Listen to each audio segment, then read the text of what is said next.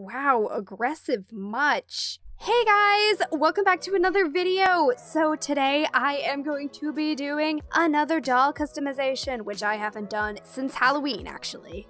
Yikes. And this doll customization isn't just any customization. No, it is part of the Pokemon collaboration organized by the Wicked Artifactor on Instagram. The collaboration is made up of a couple hundred artists who are all working together to try and create the entire Pokédex, but as doll. The collaboration is still open, so if you are interested, no matter what skill level you are, you should absolutely consider joining this collaboration. I chose to customize Shiny Kirlia. And with all of that wonderful stuff out of the way, let's get into making the doll. After no concept sketches whatsoever, just kidding, I made this small one and just decided to go with it, which isn't the best practice as an artist, but I really liked it, so I went with it. Now, what to use as the base for this doll? Why, one of these handy-dandy Shoppies dolls, which I found in a local TJ Maxx. I got these for $5.50 a piece, which, if you've looked at the prices of Shoppies before, you know that that is a bargain. And with the base chosen, I also got into working on the prep work. So one of the glaring issues from the start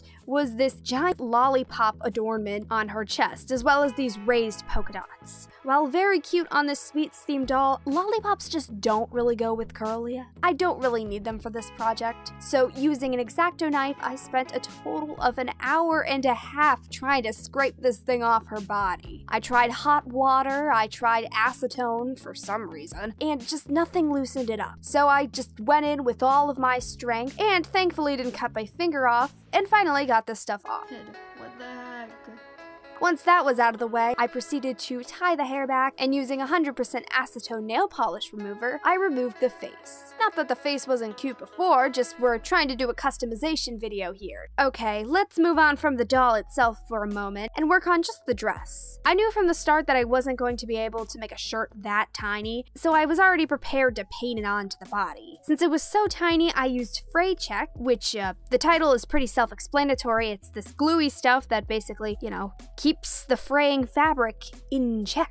I know, but this stuff was my savior, let me tell you. Without this magical material, I wouldn't have been able to make this little dress without it turning into a ball of thread. I'd like to think I have pretty average-sized hands, but this is my thumb next to the dress. So over Christmas, a good friend of mine actually gifted me some 2-part epoxy sculpt because she knew I loved customizing dolls. Oh my gosh, thank you so much. Epoxy sculpt is in 2 parts, meaning that you must mix 2 separate components together in order for it to be completely activated. While mixing those components, it's recommended that you use gloves, but once they're completely mixed, you're free to use your hands when handling this stuff. If your hands touch during the reaction, it's not a huge deal, just wash them off, but they can cause an allergic reaction and damage sensitive skin. So I highly recommend just being safer than sorry and wearing some gloves. Using water, I smoothed it all out on the top of the doll and also created the lovely turtleneck piece. While I was here, I also made those cute little disc thingies that she has sticking out of her head. I was planning to tie them on as barrettes, which you'll see later. After waiting 24 hours for this stuff to dry, it was completely hardened and ready to be painted. So I bust out those acrylics. I kicked down the door and, okay, maybe I didn't kick down any doors, but I busted out the acrylics and I got to work painting the entire body, other than the skin showing areas, white. Similarly, I painted the shoes, which props to the sculptors on this one. Seriously, the sculpt of these was so well done. Suddenly, I had the realization that the project that I was doing looked a little boring. Oh no! So I went to my big bin of decorative things, which is just a bunch of crap that I've thrown in a box and I can use it on dolls, and I picked out the most extravagant thing in the world to make accessories with: plain white beads.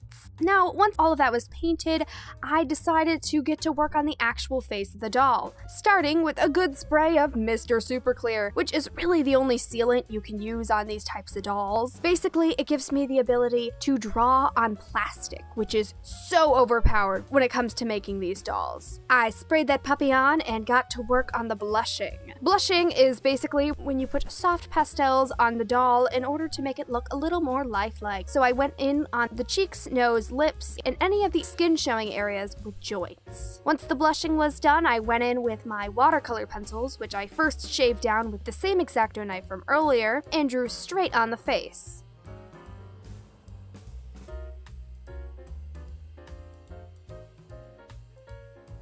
However, watercolor pencils can only go so far, so I went in with another layer of acrylic paint over the layer of watercolor pencils to finish up the face.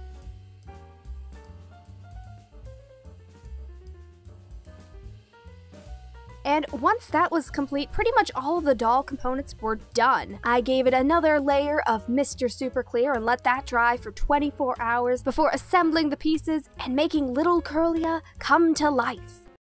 And now onto the photography! So I had an absolute blast making little Kirlia. Seriously, I should really make more Pokemon-inspired dolls. And speaking of which, I am doing another doll for this collaboration. Yep, that's right, I am doing 2 Pokemon-themed dolls, but I'm not telling you what the second one is because it's a surprise. In the next couple of months, look forward to another doll customization video like this, if you enjoy. I'm going to be completely honest, over the winter months, I failed twice on dolls, both times of which because I used Mr. Super Clear when the weather was horribly cold in my area. Having said that, I've learned my lesson and know now that I cannot make dolls during the winter, which, while disappointing, especially for my doll content-loving viewers, I know now that I'm just going to have to pre-record a couple of the doll videos and post them throughout the winter. Like I said earlier in the video, even if you have no experience in doll art, if you have an old doll lying around and you feel inspired, I highly recommend attempting to customize. If you guys liked this video, be sure to like, comment, and subscribe, and also make sure to click the bell if you want to get notified anytime I release more content. And above all else, have a great day, and I'll see you guys later. Goodbye!